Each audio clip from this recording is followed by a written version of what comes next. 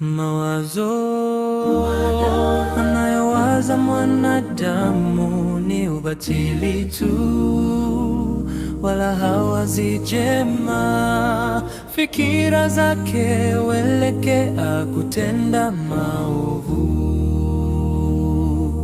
Mawazo anayowaza mwanadamu ni ubatili tu, wala hawazi jema. Fikira zake huelekea kutenda maovu.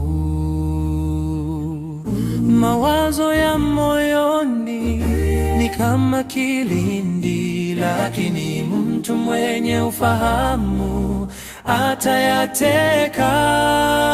Tuwe na busara katika mawazo, tumuombe Mungu atujazie Roho Mtakatifu.